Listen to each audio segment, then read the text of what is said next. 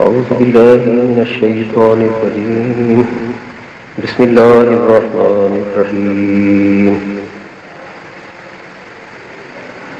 إنا أرسلناك شاهدا ومبشرا ونذيرا لتؤمنوا بالله ورسوله وتعزروه وتوقروه وتسبحوه بكرة وأصيلا صدق الله تعالى وبلغنا رسوله النبي الكريم۔ قرآن مجید فرقان حمید کی سورہ فتح سے جو آیات مقدسہ تلاوت کی ان میں اللہ تعالیٰ جل شانہ نے ارشاد فرمایا کہ بے شک ہم نے آپ کو بھیجا، انا ارسلناک، کس شان اور کس عظمت کے ساتھ بھیجا، شاہدا و مبشرا و نذیرا، شاہد بنا کے بھیجا یعنی حاضر ناظر، مبشر خوشخبری دینے والا، اور نذیر فرمایا یعنی ڈر سنانے والا۔ شاہد کو بہترین ترجمہ جو لغت کے اعتبار سے بھی اور تفاسیر کے اعتبار سے بھی جامع ترین اور صحیح ترین ہے، اور اعلیٰ حضرت امام اہل سنت علیہ رحمت نے بھی یہی ترجمہ کیا، حاضر ناظر، یعنی حضور اکرم سید عالم صلی اللہ تعالی علیہ وآلہ وسلم کو اللہ تعالیٰ جل شانہ نے ان صفات کے ساتھ متصف فرما کر، بے شمار آپ کی صفات ہیں، لیکن اس آیت کریمہ میں ان تین خصوصی صفات کا ذکر فرمایا کہ ان سے متصف فرما کر ہم نے آپ کو بھیجا ہے۔ ان میں سے ایک یہ کہ آپ حاضر اور ناظر۔ ہم جب نماز جنازہ پڑھتے ہیں تو اس میں بھی یہ لفظ آتا ہے،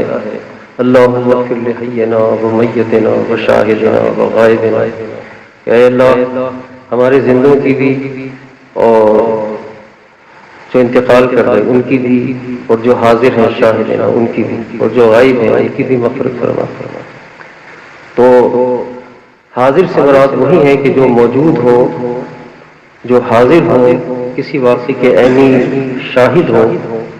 اسی لیے اس آیت کریمہ کی تفسیر میں اور دیگر مقامات پر بھی سورہ احزاب میں بھی آیا یا ایھا النبی، وہاں پر بھی یا ایھا النبی کہہ کے حضور علیہ الصلوۃ والسلام کو شاہد، بشیر اور نذیر فرمایا،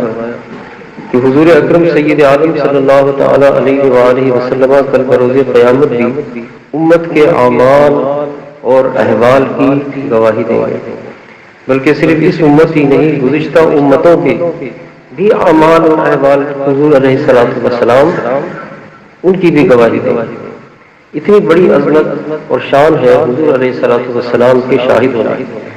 اس لیے مطلقاً آپ کو شاہد فرمایا۔ اور ہر نماز میں پوری دنیا میں ہر شہر میں، ہر ملک میں، ہر علاقے میں، شرق میں، غرب میں، شمال میں، جنوب میں حضور کو نور صلی اللہ علیہ وسلم کے عہد میں، آپ کی حیات ظاہری میں اور آپ کے وصال کے بعد آج تک سب پڑھ رہے ہیں اور قیامت تک پڑھتے رہیں گے نماز میں، السلام علیکہ ایھا النبی، یعنی اے نبی صلی اللہ علیہ وسلم آپ پر سلام ہو۔ حضرت حجت الاسلام امام غزالی،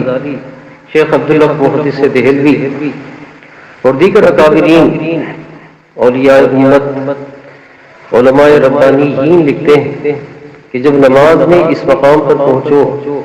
تو عین حالت نماز میں جب ہم یہاں ہوں اور یہ پڑھ رہے ہوں تو یہ نیت ہو کہ ہم حضور علیہ الصلوۃ والسلام کو سلام عرض کریں، حضور کی بارگاہ میں سلام عرض کریں، اور سرکار علیہ الصلوۃ والسلام کی بارگاہ سے تمہیں جواب بھی ملے۔ حضرت عبداللہ ابن مسعود رضی اللہ تعالی عنہما کی روایت میں بھی آیا کہ سرکار علیہ الصلوۃ والسلام کے عہد میں بھی آپ کے اصحاب صحابہ کرام رضی اللہ تعالی عنہ یہی پڑھتے تھے، اور آپ کے پردہ فرمانے کے بعد بھی یہی پڑھتے ہیں۔ بعض لوگ یہ کہہ دیتے ہیں کہ حکایت کے طور پر پڑھا جاتا ہے، کیونکہ واقع معراج میں حضور پر نور علیہ الصلوۃ والسلام کو رب تعالیٰ و تبارک کی طرف سے یہ انعام ملے تھے، سلام کی رحمت اور برکت، تو اس ہدایت کے طور پہ ایسا نہیں ہے، بلکہ حقیقتاً نماز پڑھنے والا حضور پر نور سید عالم صلی اللہ تعالی علیہ وآلہ وسلم کی بارگاہ میں سلام عرض کرتا اور سرکار علیہ الصلوۃ والسلام کی بارگاہ سے اس کو جواب بھی نصیب ہوتا۔ تو شاہد کا بہترین ترجمہ یہی ہے کہ آپ حاضر اور ناظر، مبشر خوشخبری دینے والے ہیں کہ جو مومنین ہیں، صالحین ہیں، انہیں خوشخبری سنانے والے ہیں، جنت کی بشارت دینے والے ہیں، اس ابدی زندگی کی جو اللہ تعالیٰ تبارک نے مومنین اور صالحین کے لیے رکھی ہے، جنہوں نے دل سے اسلام کو قبول کیا، اس پر عمل کیا، انہیں آپ خوشخبری دینے والے، وہ نذیرہ اور ڈرانے والے ہیں جنہوں نے آپ کے لائے ہوئے دین کو قبول نہیں کیا، انکار کیا، انہیں ڈرانے والے۔ تو ان تینوں صفات کو بیان کرنے کے بعد پھر ارشاد ہوا کہ لِتُؤْمِنُوا بِاللَّهِ وَرَسُولِهِ، اللہ اور اس کے رسول پر ایمان لاؤ۔ تو سب سے اول ایمان کا ذکر فرمایا اور پھر ایمان کے بعد فرمایا وَتُعَظِّرُوهُ وَتُوَقِّرُوهُ، اور ان کی تعظیم اور توقیر کرو، یعنی حضور اکرم سید عالم صلی اللہ تعالی علیہ وآلہ وسلم کی خوب بڑھ کر تعظیم اور توقیر اور ادب اور ان کا احترام بجا لاؤ۔ پھر اس کے بعد فرمایا وَتُسَبِّحُوهُ بُكْرَةً وَأَصِيلًا، اور صبح و شام اللہ کی پاکی بولو۔ تو سب سے پہلے ایمان کو بیان فرمایا، ایمان کے بعد اپنے حبیب علیہ الصلوۃ والسلام کمالات اور خوبیوں سے متصف فرما کر ہماری طرف بھیجا، فرمایا کہ ان کا ادب اور احترام کرو، اور تیسری آخر میں جو ہے وہ سب اب سے اپنی عبادت کو رکھا کہ اب میری عبادت کرو۔ بہت سے لوگ نماز نماز نماز، عبادت عبادت، ذکر ذکر ذکر وغیرہ وغیرہ دیگر جو موضوعات پر باتیں کرتے ہیں، اور سب سے اول جو اہم ہے ایمان، اس کو بھول جاتے ہیں۔ اور پھر ایمان کے بعد جو تعظیم مصطفیٰ ہے، ادب مصطفیٰ ہے، جس کے سبب ہی سے اعمال کی قبولیت ہے، اس کی طرف سے توجہ ہٹا دی جاتی ہے۔ چنانچہ حدیث شریف میں آیا کہ سب سے پہلے ایمان کے اوپر ایک دو بات کر لی جائے کہ حضور اکرم سید عالم صلی اللہ تعالی علیہ وآلہ وسلم سے پوچھا گیا کہ ای الاعمال افضل، اعمال میں سب سے افضل عمل کیا؟ اعمال میں سب سے افضل عمل کون سا ہے جو ہم اختیار کریں اور لیں؟ تو حضور علیہ الصلوۃ والسلام نے فرمایا کہ الایمان باللہ ورسولہ، کہ اللہ اور اس کے رسول پر ایمان لاؤ، سب سے اول، یعنی تمام اعمال چاہے وہ فرائض ہوں، واجبات ہوں، دیگر جتنی عبادات ہیں، ان تمام کی قبولیت کا دار و مدار صرف اور صرف تمہارے ایمان کی صحت پر موقوف ہے۔ اگر ایمان میں خرابی پیدا ہو گئی یا ایمان نہ رہا تو پھر کوئی عمل بھی قبول ہونے والا نہیں۔ صحابہ کرام رضی اللہ تعالی عنہم اجمعین اس چیز کو خوب اچھی طرح سمجھتے اور جانتے تھے کہ بارگاہ رسالت میں آپ صلی اللہ تعالی علیہ وآلہ وسلم سے فیض پانے والا، اسی لیے حدیث میں حضور پر نور علیہ الصلوۃ والسلام نے واضح بیان فرمایا جو متفق علیہ حدیث ہے کہ لا یؤمن احدکم حتی اکون احب الیہ من والدہ وولدہ والناس اجمعین، کہ تم میں سے کوئی بھی اس وقت تک مومن نہیں ہو سکتا جب تک کہ میں اسے اس کے ماں باپ، اولاد اور تمام لوگوں سے زیادہ پیارا اور محبوب نہ ہو جاؤں۔ پتہ چلا کہ حضور اکرم سید عالم صلی اللہ تعالی علیہ وآلہ وسلم کی محبت اور الفت ایمان ہے، اور ایسی محبت اور الفت ہو کہ دنیا کی اور کوئی دوسری محبت اس پر غالب ہی نہ آ سکے۔ سب سے اعلیٰ درجہ محبت کا حضور پر نور علیہ الصلوۃ والسلام کی ذات مقدسہ سے ہو۔ چنانچہ دوسری حدیث میں وہی بخاری شریف میں ہے جو کہ حضرت عبداللہ ایک صحابی ہیں جنہوں نے اس کو بیان کیا کہ حضور اکرم سید عالم صلی اللہ تعالی علیہ وآلہ وسلم تشریف لائے، اور کیفیت یہ تھی کہ سیدنا امیر المومنین عمر فاروق اعظم رضی اللہ تعالی عنہ کے ہاتھ کو آپ نے اپنے ہاتھ میں لیا ہوا تھا، یعنی کتنا قرب ہے حضرت امیر المومنین فاروق اعظم رضی اللہ تعالی عنہ کا حضور کو نور سید عالم صلی اللہ تعالی علیہ وآلہ وسلم سے، کہ اس کیفیت میں حضور تشریف لائے کہ اب آپ کے دست اقدس میں ان کا ہاتھ، تو حضرت امیر المومنین فاروق اعظم رضی اللہ تعالیٰ عنہ نے بارگاہ رسالت مآب صلی اللہ علیہ وسلم میں عرض کی کہ یا رسول اللہ صلی اللہ علیہ وسلم، مجھے آپ سے بہت زیادہ محبت ہے، لیکن اپنی جان سے زیادہ محبت نہیں، آپ سے بہت محبت کرتا ہوں لیکن اپنی جان سے زیادہ محبت نہیں کرتا۔ تو حدیث میں آیا کہ حضور پر نور سید عالم صلی اللہ تعالی علیہ وآلہ وسلم نے ارشاد فرمایا کہ اس ذات کی قسم جس کے قدر قدرت میں میری جان ہے، اے عمر تمہارا ایمان کامل نہیں ہوا۔ تو جیسے ہی حضور علیہ السلام نے یہ ارشاد فرمایا، فوراً اس کے بعد ہی سیدنا امیر المومنین فاروق اعظم رضی اللہ تعالیٰ عنہ نے بارگاہ رسالت مآب صلی اللہ تعالی علیہ وآلہ وسلم میں عرض کی یا رسول اللہ صلی اللہ علیہ وسلم، آپ مجھے اپنی جان سے بھی زیادہ محبوب اور پیارے ہیں۔ تو حضور علیہ السلام نے فرمایا، اے عمر اب تمہارا ایمان کامل ہو گیا، مکمل ہو گیا اب تمہارا ایمان۔ تو معلوم یہ ہوا کہ سید عالم صلی اللہ تعالی علیہ وآلہ وسلم کی ذات مقدسہ سے سچی محبت اور عشق اور تعلق، اور وہ ایسی محبت ہو کہ کوئی محبت اس کے مقابلے میں نہ آ سکے، سب کا درجہ نیچے ہے۔ ایمان والی جو محبت ہے حضور پر نور علیہ السلام کی ذات مقدسہ سے، یہ سب سے بلند اور بالا اور عرفہ اور اعلیٰ ہو، اور یہی ایمان۔ تو اب جس کے دل میں یہ محبت ہوگی حضور علیہ السلام کی سچی، وہ کبھی بھی اللہ اور رسول کے دشمنوں کو پسند نہیں کرے گا، کبھی بھی اس کے دل میں ان کی جگہ نہیں آئے گی۔ ہم اپنی ذات کے لیے کوئی ہمیں برا کہے تو ہم اس کی دشمنی ہو جاتی ہے۔ بعض لوگ تو اتنے غصے میں آ جاتے ہیں کہ اس کو قتل کر دیتے ہیں، اپنی ذات کی خاطر یا اپنے خاندان کی خاطر یا ماں باپ کی خاطر یا اولاد کی خاطر یا دنیا کی خاطر یا مال اور زمین کی خاطر، یہ کیفیت ہو جاتی ہے لوگوں کی۔ لیکن آپ غور فرمائیے کہ ایمان قرآن اور حدیث کی روشنی میں جو ایمان ہمیں بتایا گیا وہ یہ ہے کہ جب تک حضور کی ذات مقدسہ سے ایسی محبت نہ ہو کہ اپنی جان سے بھی زیادہ ہو، ہر چیز سے زیادہ ہو، اس وقت تک تمہارا ایمان کامل نہیں ہوگا۔ اور صحابہ کرام رضی اللہ تعالی عنہ کی اجمعین کی تمام کی آپ حیات مبارکہ پڑھیں تو یہی کیفیت ہے۔ ادب کے اوپر جو صحابہ کرام رضی اللہ تعالیٰ عنہ اجمعین کا ادب تھا، احترام تھا، بارگاہ رسالت مآب صلی اللہ علیہ وسلم میں تو وقت نہیں کہ اس پر کچھ کلام کیا جائے۔ مختصر اور خلاصے کے طور پر یوں سمجھ لیجئے، جو آپ کو تمام سیر کی کتابوں میں اور احادیث میں یہ مضمون مل جائے گا، اس سب کا خلاصہ یہ ہے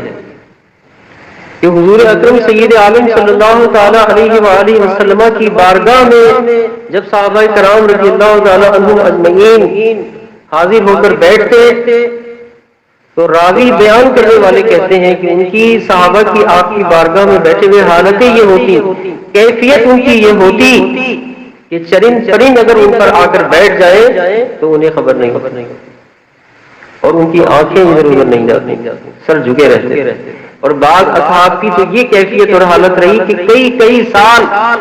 ادب کی وجہ سے چاہتے تھے کہ کچھ عرض کرے، لیکن انہیں عرض کرنے کا کئی سال تک موقع نہیں ملا۔ حضرت علی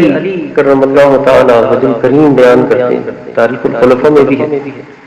کہ حضور قرون علیہ السلام کی مجلس پاک کی کیفیتوں کو بیان کرتے فرماتے کہ میں دیکھتا کہ آپ کی مجلس میں سوائے ابو بکر و عمر رضی اللہ تعالی عنہما کے کوئی اصحاب میں سے ایسا نظر نہیں آتا جو حضور کی بارگاہ میں عرض کرتا ہو اور حضور ان سے کلام کرتے ہو اور وہ حضور سے کلام کرتے ہو۔ اور یہ حضرات بھی بہت ادب کے ساتھ حضور پر نور سید عالم صلی اللہ تعالی علیہ وآلہ وسلم کی بارگاہ کے آداب کو جانتے بھی تھے. جو لوگ آتے تھے وقت انہیں بھی حضور کی بارگاہ کے آداب سکھایا کرتے. یہ کیفیتیں احادیث مقدسہ میں آئیں، سب موجود ہیں. اور اس کے بعد یہ سلسلہ آگے تک جاری رہا. حضرت امام مالک رضی اللہ تعالیٰ جو مدینہ شریف کے بہت بڑے متبحر عالم اور محدث اور فقیہ تھے، ان کے بارے میں آپ حضرات نے علماء سے بارہا سنا ہوگا کہ آپ نے اپنے خادم کو یہ تعلیم دے دی تھی کہ اگر کوئی فقہی مسائل میں سے کوئی مسئلہ پوچھنے آئے تو اس کو بلا لو. اسی کیفیت میں جو لباس آپ کا ہوتا تھا اسی میں اس کو جواب دے دیتے. لیکن اگر حدیث پوچھنے کے لیے کوئی آیا ہے تو حکم یہ تھا کہ اس کو بٹھا دیا جائے. آپ باقاعدہ اس کے لیے الگ سے لباس پہنتے، تخت بچھایا جاتا، اس پر چادری بچھائی جاتی اور بڑے اہتمام سے اس پر رونق افروز ہوتے. اور پھر اس کے بعد جو احادیث پوچھنے لوگ آتے تھے اس ادب کے ساتھ دیتے. اور جب احادیث کا درس دیتے تو ایسے ساکت ہو جاتے تھے کہ آپ کا جسم مبارک بھی نہیں ہلتا. حضرت عبداللہ ابن مبارک جو آپ کے درس میں بڑی کثرت سے حاضری دیتے، وہ فرماتے ہیں کہ ایک دن میں آپ کے درس حدیث میں حاضر تھا. حضرت امام مالک رضی اللہ تعالیٰ نے درس حدیث دے رہے تھے. اس درس حدیث کے دوران میں نے یہ دیکھا کہ آپ کے چہرے مبارک کا رنگ ایک جاتا ہے ایک آتا. کبھی کوئی لیکن درس حدیث مستقل ویسے دیتے. پھر میں نے دیکھا کہ زرد پڑ گیا، نیلا ہوا، پیلا اور عجیب کیفیتیں آپ کے چہرے مبارک تھے. لیکن درس میں اس کے تسلسل کو آپ نے قائم رکھا، اس کو توڑا نہیں. اور میں چاہتا تھا کہ اٹھ کے دیکھوں یا پوچھوں کہ کیا وجہ ہے، کیا ہو گیا. لیکن حکم یہ تھا کہ ادب کرنا ہے. خلیفہ وقت کو اجازت نہیں تھی کہ حدیث کے دوران بولے، تو میں کیسے بولتا. جب درس حدیث سے فارغ ہوئے تو عرض کی حضور آج کیا بات تھی کہ آپ کے چہرے پہ میں نے یہ کیفیتیں بار بار دیکھی. تو آپ نے کوئی جواب نہیں دیا، اندر گھر تشریف لے گئے. اپنے کپڑوں کو جھاڑ کر جب دیکھا تو اس میں ایک بچھو تھا. کپڑے دوبارہ زیب تن فرمائے اور واپس تشریف لائے. عبداللہ ابن مبارک کے پاس فرمایا ایک بچھو تھا جو مجھے مستقل ڈس رہا تھا. 16 مرتبہ فرمایا اس نے ڈسا، لیکن میں چونکہ درس حدیث دے رہا تھا تو میں اس درس حدیث کی وجہ سے نہیں بدلا. عبداللہ ابن مبارک کہتے میں نے عرض کی کہ حضور آپ کی جگہ کوئی اور ہوتا، ہم ہوتے تو ہم تو اتنا صبر نہیں کر سکتے تھے کہ اتنا برداشت کرتے. ہماری یہ کیفیت اور حالت نہیں تھی. تو آپ نے فرمایا یہ حضور پر نور علیہ الصلوۃ والسلام کے ادب اور احترام کی وجہ سے میں نے کیا ہے. اعلیٰ حضرت امام اہل سنت امام احمد رضا رحمۃ اللہ تعالیٰ قریب کے زمانے کے، ان کے بارے میں آتا ہے کہ آپ ہمیشہ کھڑے ہو کر درس حدیث دیتے. حدیث کا ادب تھا کہ ہمیشہ ان کے بارے میں بعض علماء نے لکھا جو جنہوں نے ان سے پڑھا کہ آپ کا یہ کیفیت تھی کہ کھڑے ہو کر درس حدیث دیتے ہمیشہ. اور عجیب کیفیت تھی. بعضوں نے تو یہ بیان کیا کہ یوں کیفیت لگتی تھی کہ جیسے سرکار علیہ الصلوۃ والسلام سے سماعت کر رہے ہیں اور پھر آگے ہم تک وہ حدیث پہنچا رہے ہیں. حضرت شیخ محدث اعظم پاکستان حضرت مولانا سردار احمد صاحب رحمۃ اللہ تعالی علیہ پاکستان فیصل آباد میں، ان کی بھی کیفیتیں علماء نے بیان کی یہی تھیں جو حضرت امام مالک رضی اللہ تعالیٰ عنہ کا ادب اور احترام تھا. تو ساری برکتیں ادب اور احترام کے ساتھ ہیں. حضور پر نور علیہ الصلوۃ والسلام کی ذات مقدسہ سے سچی محبت، عشق، یہی ایمان ہے. اور آپ کا سچا ادب آپ کی ذات مقدسہ سے اور ہر وہ چیز جسے حضور علیہ الصلوۃ والسلام سے نسبت ہے. صحابہ ہیں، اہل بیت ہیں، اولیاء امت ہیں، علماء حق ہیں، ہماری مساجد ہیں، ہماری مدارس ہیں. درس و حدیث کی بات ہو رہی ہے، سرکار علیہ الصلوۃ والسلام کا ذکر پاک ہو رہا ہے. تو اس وقت ہماری کیفیتیں ہمارے ایمان کا تقاضا ہے کہ یہ ہونا چاہیے. اللہ تعالیٰ تبارک و تعالیٰ ہمیں انہی اصحاب جو حضور علیہ الصلوۃ والسلام کے سچے جانثار اور صادق تھے اور اہل بیت اور اولیاء امت اور علماء حق کے نقش قدم پر چلنا نصیب فرمائے. آمین.